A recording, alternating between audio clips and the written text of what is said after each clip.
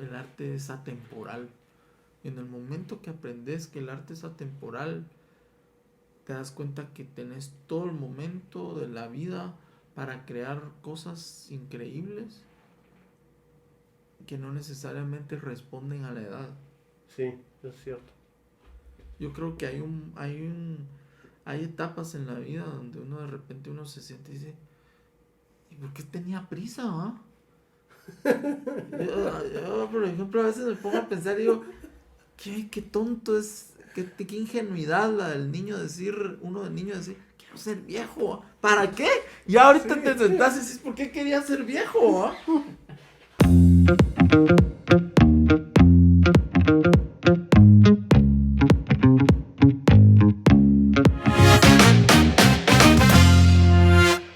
Hola, hola, bienvenidos a Alma Artesana. El día de hoy tenemos a Nathan Ardón, dibujante, artista y un alma bastante inspiradora. Nathan, bienvenido, men.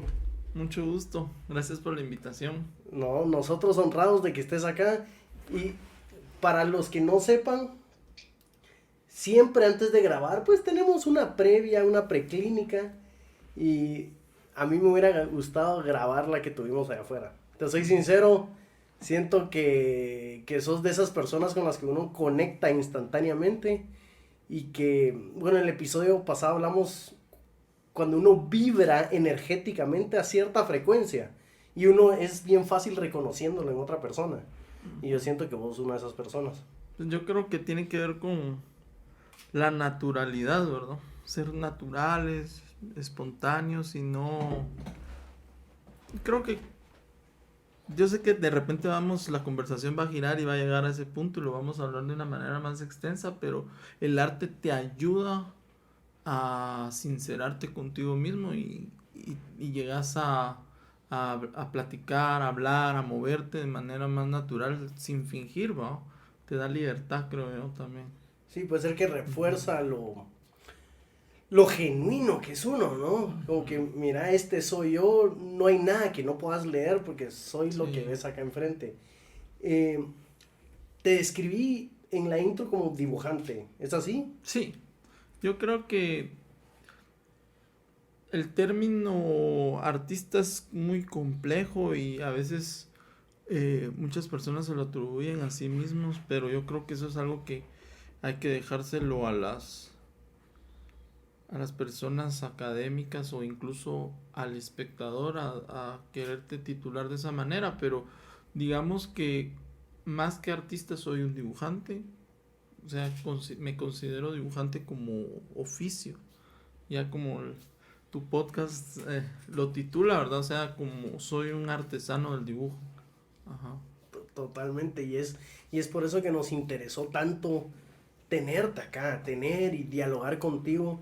Yo sé que muchas en tus obras tú dibujas pájaros y me compartiste un archivo donde pues habían varias fotografías de tus obras y había una descripción que, si no estoy mal, tal vez lo hizo un colega tuyo, y él mencionaba que muchos de estos pájaros están encapsulando en ciertos momentos pensamientos obsesivos, Ujú. breves e intensos. Sí.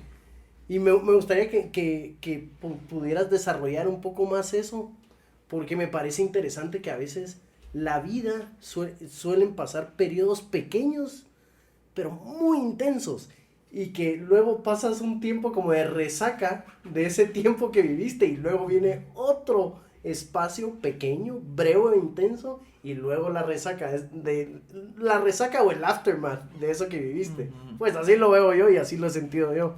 Sí, fíjate que yo una vez tuve la oportunidad de viajar y subimos en una torre y la torre era como una escalera de caracol, pero era alta, era enorme, o sea, así altísima.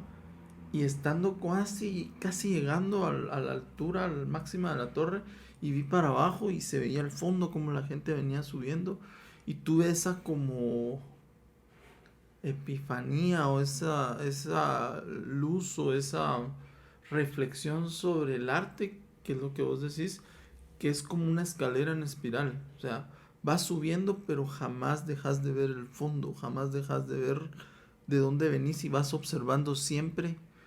Y a veces ya no podés retroceder, pero sí podés verlo. Sí podés ver esa parte de donde veniste, esa parte de donde que has trabajado y que a la que le has dedicado mucho tiempo, que te sigue subiendo, ¿verdad? O también a veces lo veo como un mar, ¿va? Sí.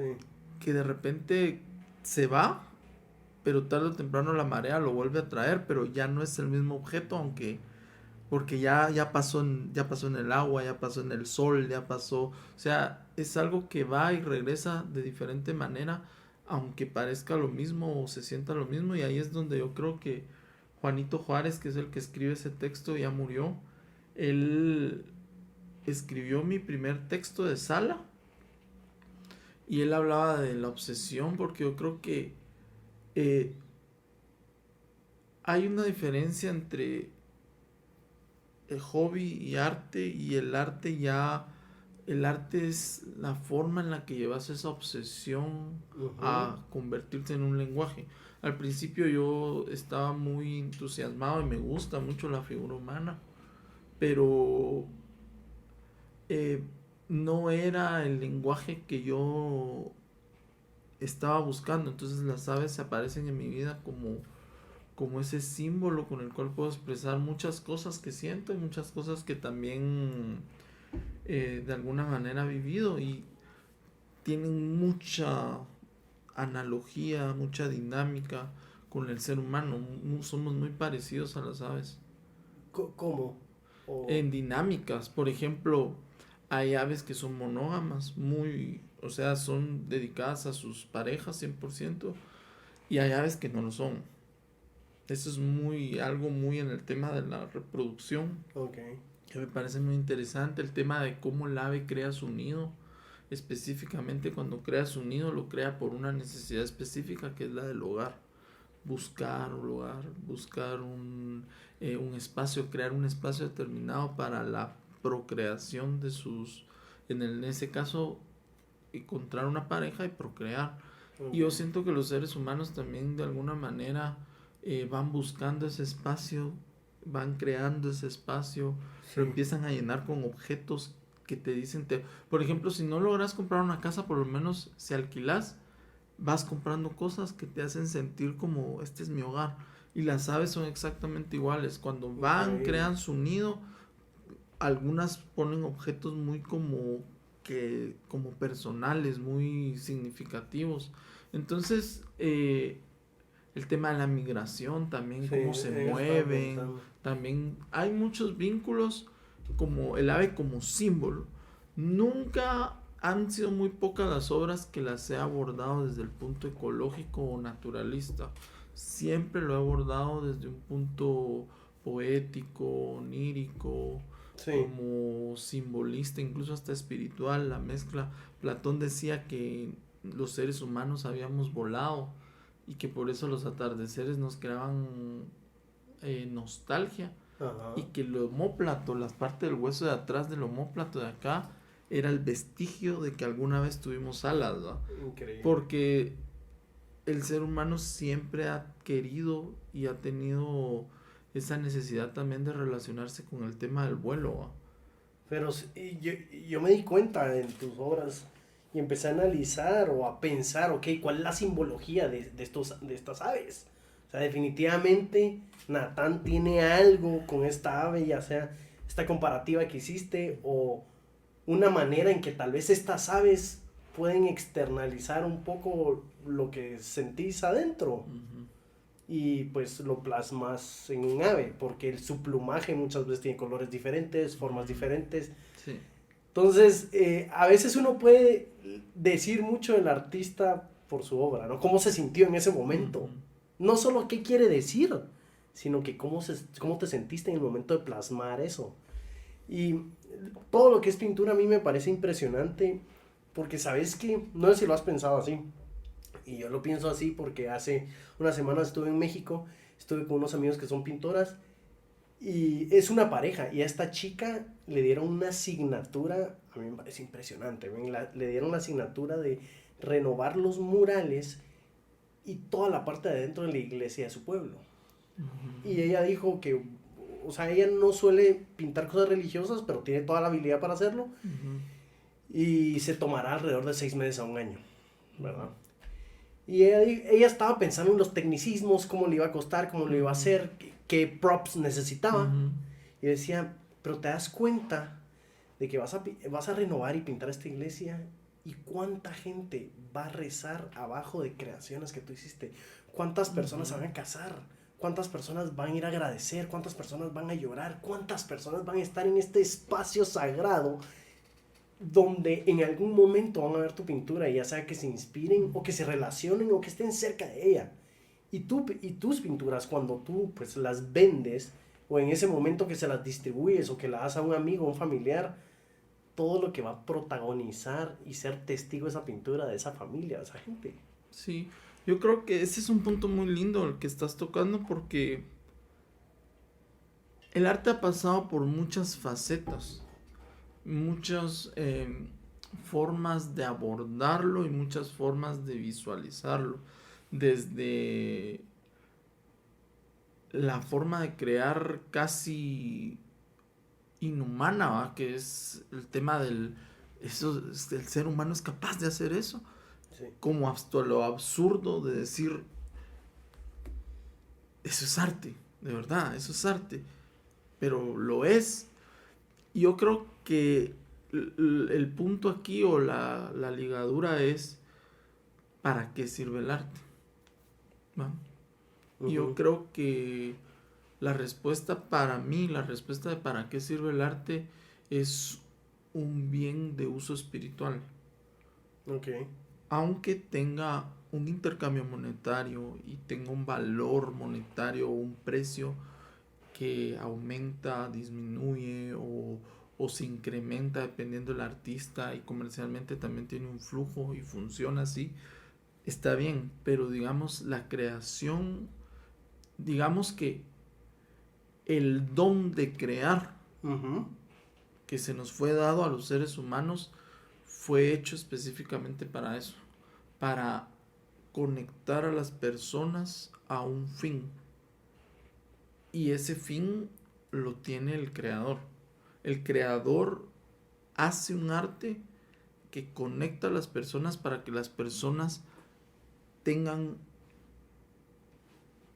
un momento de cuestión o de respuesta. Entonces somos responsables. Estoy hablando del creador de objetos o el creador de imágenes, sí, o el creador de sentimientos sintéticos, ¿no? sí. ¿Verdad? O sea, estoy hablando ya englobando los que hacen cine, los que hacen literatura, esas personas que se dedican a ese tipo de creaciones tienen una responsabilidad, la responsabilidad de generar preguntas o de dar respuestas y de encaminar a las personas. Yo soy una persona que cree en Dios y la palabra con la que yo relaciono el arte en ese aspecto es con la adoración. Okay. Yo creo que el arte en todas sus manifestaciones en realidad es una forma de encauzar a la persona a adorar. Increíble. A ese espacio espiritual. Mira, tal vez viéndolo también de una parte utilitaria, creo que el arte educa mucho, inspira, motiva, pero ese espacio que tú decís espiritual que hace el arte también lo usa o se utiliza para conectar, porque la interpretación que tú le diste a la obra puede ser que sí, tú la creaste y tú se la diste, pero esa misma interpretación y asociación la pueden tener 3,000 personas más. O sea, ¿cómo estás conectando y cómo le estás diciendo a la gente a través de tu arte tal vez lo que ellos están sintiendo, pero que no lo pueden poner en pintura o en letras o en música? Sí, Te volvés como un decodificador. Imagínate que la forma en la que las personas, antes de leer la Biblia, en el momento en que hay una separación, y esto hablando en un área, digamos, teológica, no, Claro. o sea, hay otras formas de hacer esa analogía o ese análisis, pero en el área de lo que vos decís de la educación, en el momento que hay una separación de la lectura bíblica, donde solo los eruditos o los estudiados, en este caso los sacerdotes que hablaban latín, eran los únicos que leían la Biblia. Ujú. Todos los comunes no leían la Biblia, no sabían qué decía la Biblia. La única forma de entender qué decía la Biblia eran las pinturas. Entonces las personas iban a los templos a ver las pinturas o las imágenes porque era la forma en la que leían cómo fue la crucifixión, cómo fue la resurrección, cómo fue que Adán y Eva comió del fruto, etcétera. Y cuando Sí. ya Lutero hace un rompimiento y traduce la Biblia y se imprime al inglés y al alemán de una forma, todavía existía esa onda como la gente todavía no quería leerla, no querían entenderla. Entonces Lutero, como él era artista y estudió artes antes de ser sacerdote, Ujú. él entiende y lo que hace es agarra todas las músicas y todas las canciones que se cantaban en los bares del momento y les pone letras cristianas. Entonces es una forma en la que todas estas canciones que cantabas en los bares empiezan a ser canciones con letras que hablan del evangelio, de todo, y él empieza a hacer esa ligadura entre, bueno, no están leyendo la Biblia, pero por medio del arte seguimos teniendo una forma de conectar, una forma de explicarle a la gente qué hay en esta lectura. Entonces el arte sí es muy poderoso y también es una forma en la que los gobiernos han limitado o han utilizado como herramienta de poder también para la sociedad. Sí, definitivamente, porque en el momento yo estaba leyendo la vez pasada un libro sobre historia del arte y con un paralelismo con la educación y cómo la Ajá, educación ética y moral mucha venía de la iglesia y del arte, porque era la manera de, a veces un concepto como valor, moral, ética puede ser muy abstracto, ujú, ¿no? Entonces, ¿cómo lo digiero y tal vez lo plasmo en una pintura para enseñarle a la sí. gente? Entonces, estoy totalmente de acuerdo contigo. Regresando, Natán, a lo que fue, a lo que son estas aves y la expresión en letras que hizo Juanito, que en paz Ajá, descanse. Él escribió en un momento, yo vi tanto tus obras como repetí ese texto ajá, porque me pareció fascinante. Y él pone que mucho fue el resultado de logros de concentración expresiva. Pero, y yo me imagino esta concentración máxima que tenés, tal vez un estado de flow o no sé, camina conmigo en esta rutina que tú tenés antes de pintar. ¿Hay algún estado, alguna rutina, algún estado de flow que tú haces previo a pintar? Tal vez un café, ejercicio. ¿Cómo te metes en ese flow? mira, cuando estábamos hablando, vos hablabas de algo muy interesante que era el tema de como cómo nos venden el proceso lógico y el proceso racional de la vida y todo, Correcto. y cómo de repente el arte o la creatividad a veces no va de la mano con eso, pero hay un proceso que es el proceso de la disciplina. Ese proceso de la disciplina que te crea hábitos, crean después estas rutinas que se Ujú. vuelven naturales, como caminar, como levantarte medio somnoliento a traer un vaso de agua. Estás medio dormido, pero sabes cuántos pasos hay de tu cama a la puerta, de la puerta a la cocina, de la cocina, dónde están los vasos. Más o menos así se convierte luego la rutina creativa o la rutina de crear obras de arte, pero no se da sin el proceso de la disciplina. Las aves, De acuerdo. las aves son muy lindas y Juanito habla de la observación y de la obsesión también porque de alguna manera hay un proceso de observar aves, de observar su anatomía, de estudiarla, de cómo funcionan sus alas, cómo funciona su cola y por qué, qué pasaría si no tienen cola. La cola se llama timonel, ¿va? Las plumas de la cola se llaman timonel porque son un timón, ¿va? Sin la cola las aves no Ujú. vuelan. Entonces de repente puedes eh, utilizar la anatomía, el estudio anatómico de las aves y su formación para convertirlo en códigos o símbolos dentro de la imagen. ¿Qué pasaría si yo hago un ave que no tenga cola? Y esa ave sin cola tenga una relación con el título, que también complementa y termina de conectar la obra con el observador. Entonces, hay un proceso que es un proceso de disciplina de estudio, de la técnica, que yo creo que también tiene mucha relación con el tema de tu podcast del arma artesana, que es el artesano, es aquel que hace con las manos. Pero ¿qué hace con las manos? Hace algo que es técnico. Y la palabra técnica, o de donde deriva también la palabra tecnología, ¿va? Que es tecne, que viene del griego tecne, que es arte, que es habilidad, que es destreza. Pero esa habilidad y esa destreza solo viene a partir del oficio, del hacer constante. Tal vez estás de acuerdo conmigo cuando yo creo que el talento no es suficiente. No. El talento, la inspiración, la motivación, como que tienen una dosis, ¿no? No es no es un vaso con agua que nunca se acaba. Y cuando la inspiración no llega y el talento no te da, se activa como que la disciplina. La disciplina tiene que ser esa vertiente que nunca falla y que nunca duerme. Sí, hay un punto donde el hobby se convierte en oficio y el oficio se convierte en profesión.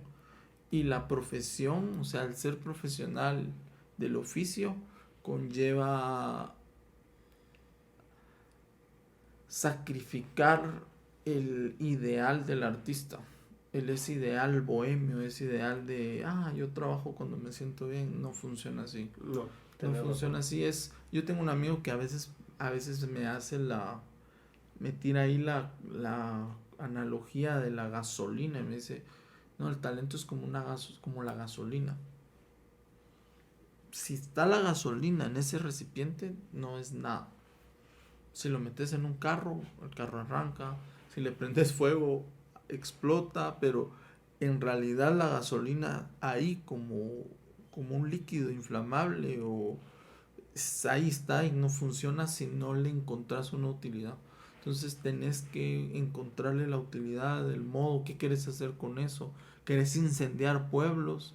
¿Querés mover situaciones? ¿Querés decir cosas?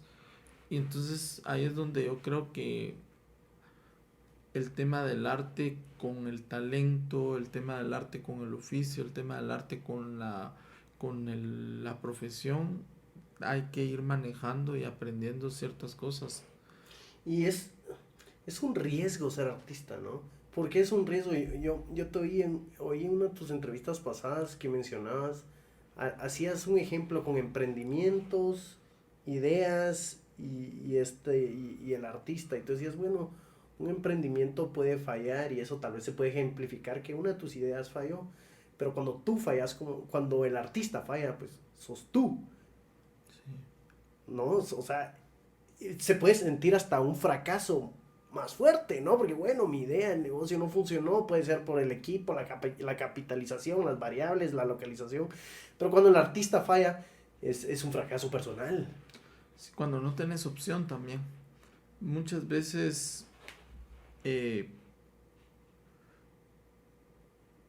embarcas en una situación donde te vas y no hay opción.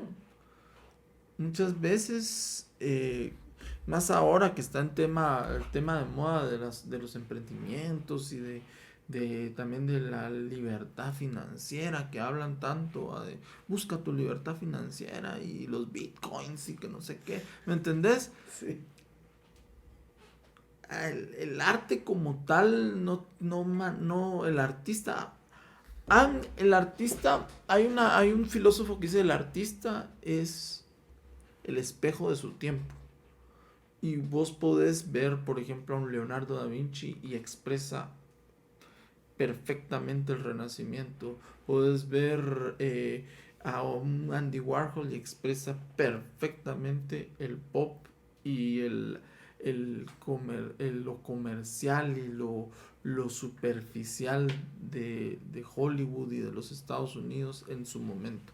Sí. Y así te puedes ir moviéndote en diferentes momentos y ver a los artistas que son el reflejo de su tiempo. Pero, y en este momento estamos en esa situación que el artista está en un momento donde el artista también se ve como un empresario. Se tiene que mover como un empresario, tiene que vender su obra, gestionar su obra, verla. Es bien difícil, es bien complejo, pero no es un empresario, porque lamentablemente el artista es alguien que está se llega a meter en una burbuja donde trabaja, crea, y muchas veces terminas con un montón de obra que no sabes qué hacer con ella, quién te la va a comprar, dónde la moves, dónde la vendes. Entonces sí es complejo porque no hay como una opción B. O sea, yo tal vez vería como una opción B el dar clases, por ejemplo. Podrías dar clases, entonces vivís de dar clases y pintar y va relacionado. Hay muchas ramificaciones del arte, está la historia del arte, puedes dar clases de historia, todo vinculado, pero en realidad no es como decir un emprendedor que dice, metí mi dinero aquí, no funcionó, lo voy a mover y voy a meterlo acá. No, no funciona así, entonces es un riesgo, hay un riesgo y a muchos artistas ese riesgo les ha costado la vida, ¿no? Por supuesto. Me parece curioso que mencionas a Da Vinci y hay una frase de Da Vinci o una explicación que él dice, no sé si él está haciendo una reflexión, pero le comenta a otra persona, yo no sé por qué las personas se asombran tanto de lo que hago, de las obras, de los sketches de ingeniería militar, de mis descubrimientos. Si las personas supieran cuántas horas invierto yo en cada proyecto, se darían cuenta que cualquiera lo puede hacer. Lo que pasa es que estas personas no tienen esta voluntad de hacerlo, pero si yo le dedico 10.000 horas a hacer esta obra, a mí me da curiosidad, dice Da Vinci, ¿cómo le quedaría a una persona si le invierte 10.000 horas también a crear una obra? Y yo asocio eso con lo que mencionas del tiempo. A veces estas expresiones artísticas sí se miden y se ven con el tiempo que la persona le metió. Ahora, te quería preguntar, ahorita, ¿no crees que con este handicap que pueden tener los artistas en un mundo más comercial, tal vez la opción es hacer equipo, buscar, no sé si un manager o hacer equipo con alguien? Tal vez lo del manager y un representante se oye muy externo y tal vez no tan amigable, Uh-huh. pero hacer equipo con alguien que entiende tu arte y que cree en tu arte. Es que hay muchas maneras de salir a flote, pero yo Uh-huh. creo que, y también es complejo, fíjate, porque, por ejemplo, si sos músico, es grupal, pero si sos escritor, es muy solitario, el pintor también es muy solitario. Y el problema del trabajo solitario es que un día te despertás y te das cuenta que pasó mucho tiempo y estuviste solo mucho tiempo. Entonces sí yo creo que también responde mucho a la personalidad. Okay. Hay muchos artistas, vos mencionás a Leonardo, Leonardo tenía una personalidad muy extravagante, él era extravagante, aparte que también de alguna manera sí tenía relaciones, al principio tuvo muchas relaciones que lo ayudaron. A Totalmente. veces, y esto suena difícil, pero muchas veces el artista tiene que saber relacionarse. Y no todos los Seguro. artistas, no la mayoría de artistas, su personalidad, digamos, común no es ser relacional. Y es bien difícil. Entonces, o lo aprendes o dejas que alguien lo maneje. Pero creo yo que también a lo que vos hablas con respecto a equipo, también creo yo que yo lo vinculo también a no ser egoísta. Ok. el que dejar que te den una palmada o el darla, creo yo también que colabora y ayuda mucho. También ahora con los medios, por ejemplo con el Instagram, qué bonito es poder publicar obra de alguien más y decir, miren esta obra, qué bonita. Sí. Que alguien más vea el trabajo de alguien más y diga, o que alguien te publique y diga, miren qué trabajo tan bonito. Entonces creo que esa es una forma también de hacer equipo y de apoyarnos entre artistas. También está el tema de las exposiciones fuera del circuito comercial. A veces las galerías que ya están posicionadas no dan espacios a artistas que vienen empezando por su currículum, porque no los conocen, etcétera. Entonces yo creo que generar espacios para esos artistas que van empezando y que están empezando a entender, creo yo que también es una forma de apoyarlo. Sí, es... A veces queda en el reto de hacer comunidad, tanto la comunidad, mencionaste Instagram, puede ser una comunidad digital, como esta comunidad de equipo, de equipa que tienes a tu alrededor. Quería vincular eso, Natán, con el concepto de este podcast. Este podcast cree mucho en la colaboración. Este talk show, como nos vemos a largo plazo, cree mucho en la colaboración, en el trabajo en equipo, en que todos somos creativos, en que todos tenemos un artista dentro. Tal vez no todos sabemos pintar, pero somos creativos en otras áreas de la vida. Tal vez hablando de arte como un aspecto más filosófico, que el arte también se encuentra en la solución de problemas. El arte también se encuentra en cómo comunicas y se encuentra también en tu esencia. No sé si tú compartís esta visión. Yo soy de las personas que creen que todos son artistas. En el aspecto de artista, una persona que crea. O sea, yo soy de los que creen firmemente que el ser humano fue dotado con la capacidad de crear cosas de la nada. Si vos ves, los animales no crean por placer, ellos crean por instinto. Crean un nido porque es instintivo para ellos, es necesario. Crean una presa porque para ellos es instintivo crear un espacio donde el agua no llegue y que una casa, etcétera. Pero nunca vas a ver a por ejemplo, hay un animalito que es como un calamar, como una langosta. Él crea un caparazón con cosas que encuentra, ¿va? Y para nosotros lo vemos y decimos, wow, qué creativo, qué bonito, cómo crea su caparazón con cosas. Pero él las crea no porque le guste o tenga un sentido estético, sino porque es lo que encuentra, ¿verdad? Y lo encontró y le parece servible. Pero el ser humano sí crea por estética, por gusto, sí, por placer. Ajá. Entonces, creo yo que en esa esencia de crear cosas por placer es donde todos somos artistas. Y todo hay una forma muy, muy linda en el ser humano de buscar eso. Al niño vos lo ves haciendo cosas que cada vez que crece pues lo van limitando, lo van encauzando a ciertas áreas que no se salga de la línea, ¿va? Pero en realidad nuestra naturaleza así primaria es salirnos de la línea, ¿verdad? Ponernos la camisa al revés, porque no distinguimos, de niños no distinguimos cuándo está al revés, o simplemente te la pones porque te gusta así, o te obsesionas con algo y lo usas hasta que se desgasta, ¿va? De niño, y cuando vas creciendo te dicen, no, ya no te lo pongas porque se ve viejo, ¿va? Pero resulta, sale un loco ahí diciendo, lo roto se ve bonito y todo el mundo quiere usar roto, ¿me entendés? Porque hay alguien que es disruptivo, que de repente vuelve a ese inicio del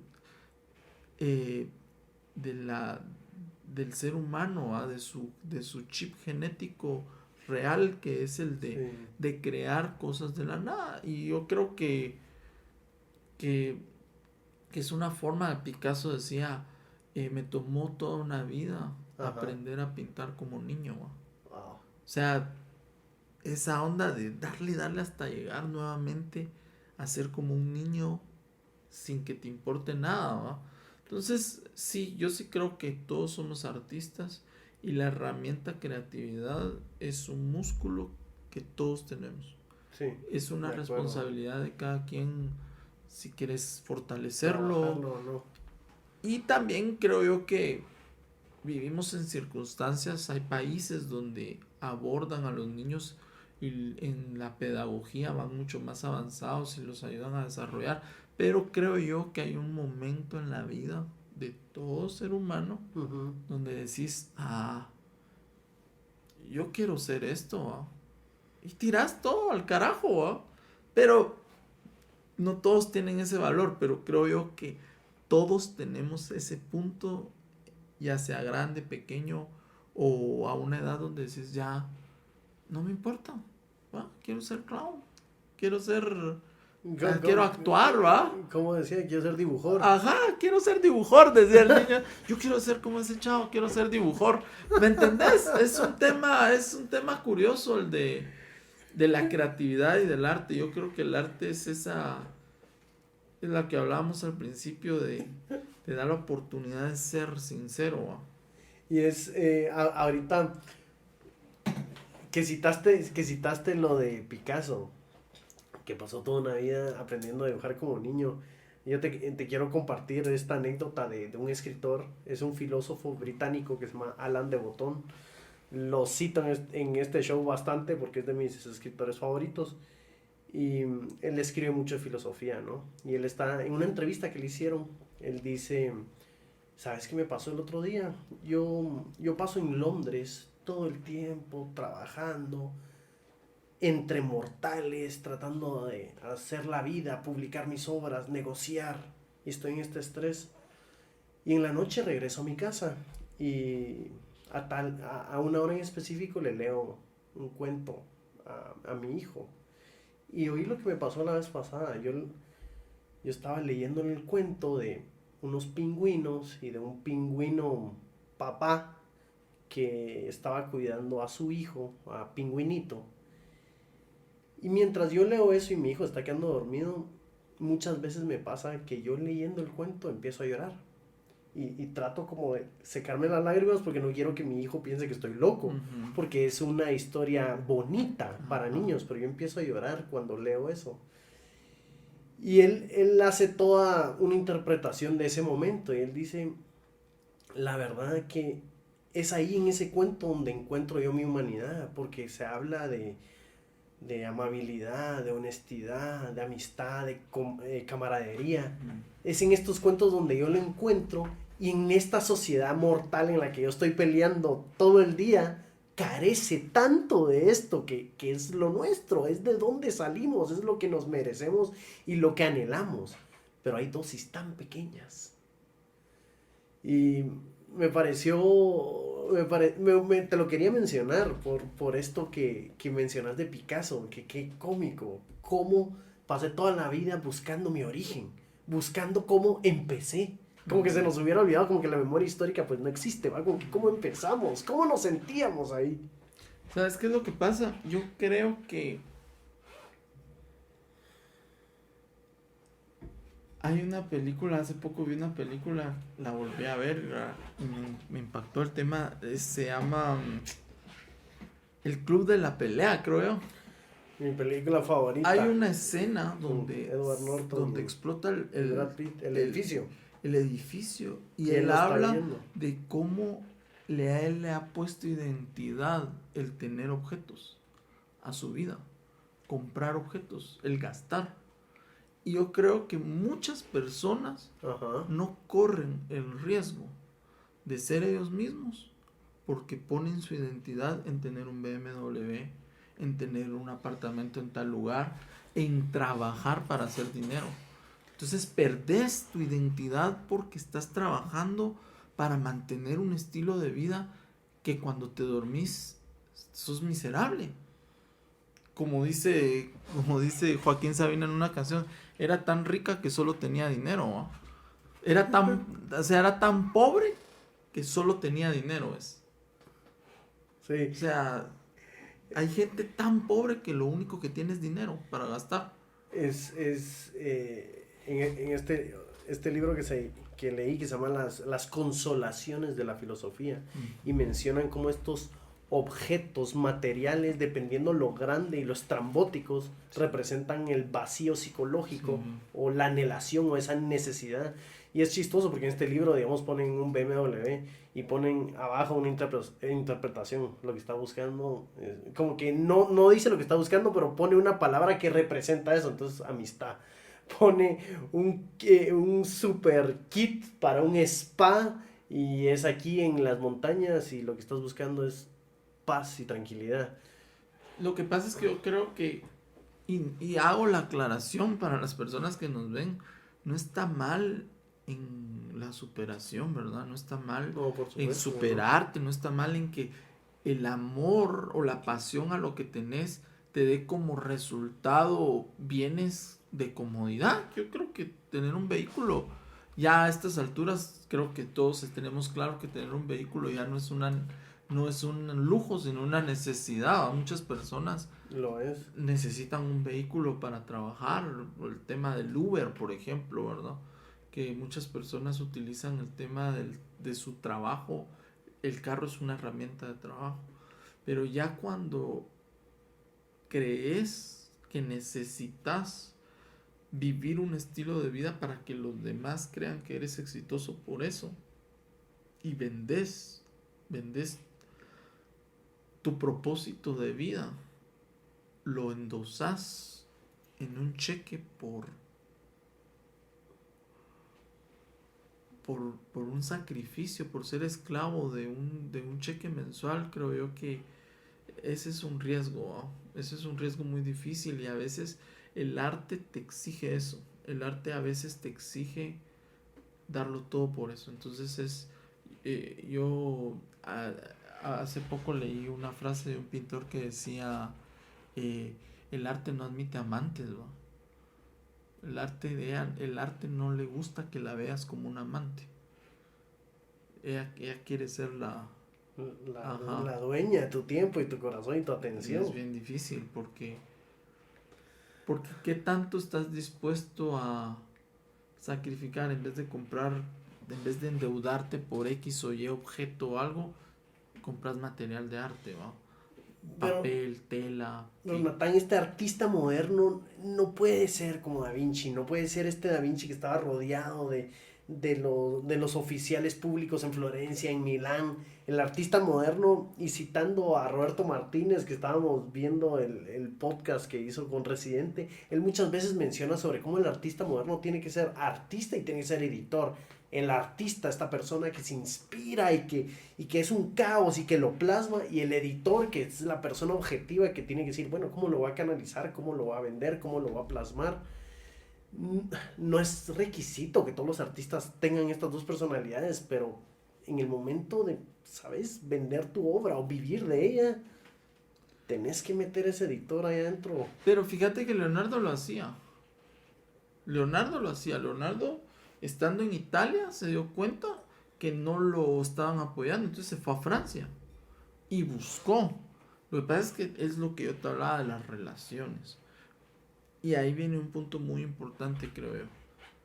Si tú no das a valorar tu arte, y si tú no le das ese plus de valor, por ejemplo, usar el mejor papel, usar la mejor pintura, usar el mejor micrófono si sos cantante, usar el mejor equipo para que suene bien, Claro. comprar las mejores cuerdas para tu guitarra, son detalles que muchas veces el comprador no ve, pero a largo plazo suman, porque tú te estás dando el valor como artista en realidad. Y eso Leonardo tenía esa capacidad de decir, yo soy el mejor, yo soy la persona que usted necesita. Él se vendía. El gran problema de la actualidad es que el artista primero asume el gesto antes de la esencia. El artista moderno actual asume antes la posición de imagen de mercado. O sea, Ah. antes que el producto.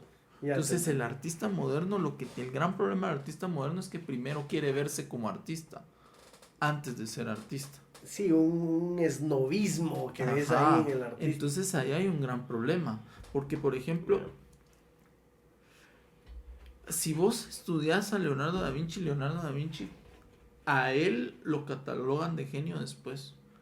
Para él, en la época del Renacimiento, el único genio fue Miguel Ángel.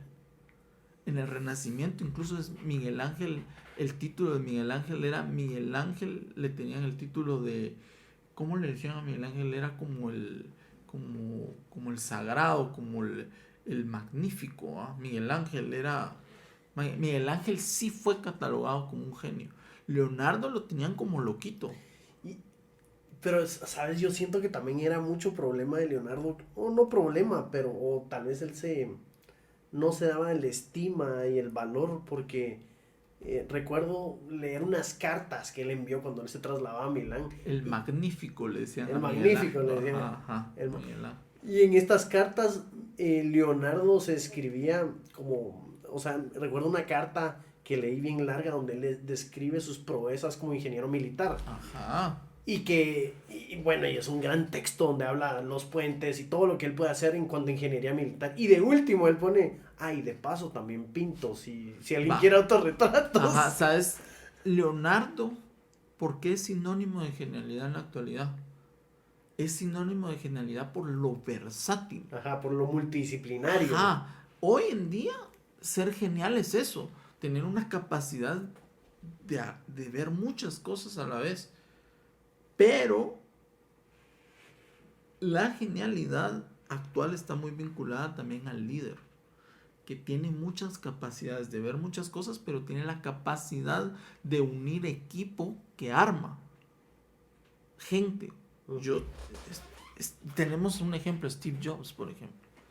Él no era ingeniero, pero tenía los mejores ingenieros.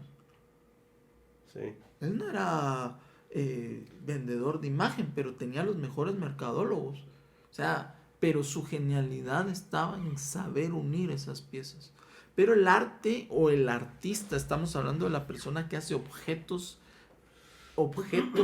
de uso espiritual, volviendo al tema de objetos únicos, que también se mueven al espectro comercial. Esas personas tienen que tener la capacidad de saber que su producto es más valioso que la forma en la que lo mercadean, aunque después exista el medio, pero nadie va a ver ese valor si no lo ve en la obra. La obra tiene que tener un fundamento teórico, técnico, para que se sustente solo, porque en el momento, mira, ves, yo tengo 33 años. Un artista de 33 años en Europa, en Estados Unidos, casi que es un artista emergente. Sí. Los artistas maduros o los artistas que ya están empezando a ser consolidados y empezando a crear una carrera ya más formal son considerados los artistas de los 40 o 45 años. Pero vos ves en Instagram o ves en nuestro país a muchos chavitos de 21 años que ya se creen maestros y no quieren pasar por el proceso. Y el proceso es indispensable para la consolidación y para el sustento real de la obra y del artista. Sí. Vos ves a los maestros como Efraín Recinos, Goyri, Elmar, que son considerados maestros, y ves sus fotos de donde ya eran así considerados señores. Son unos señores de 50 años. Claro. Unos tipazos, ¿verdad? Pero existen las excepciones, pero las excepciones son excepciones de chavitos que de repente hacen boom porque comercialmente hay circunstancias a su alrededor que logran, como un Jean-Michel Basquiat, por ejemplo, como sobre todo en la música se da mucho, ¿eh? Pero si te das cuenta, analizas a chavos que están en la música que de repente hacen boom a los 21 años, pero vienen desde los 13 años dándole, ¿no? Claro. 13 años dándole. O incluso, por ejemplo, Charly García, ¿no? Charly García, que a los 20 y pico de años ya había roto todo, ya había dicho, ya no quiero su generis. Y el cuate a los 7 años, 8 años, creo que se había graduado al conservatorio de pianista de concierto. Es O que sea, es el, pues la gente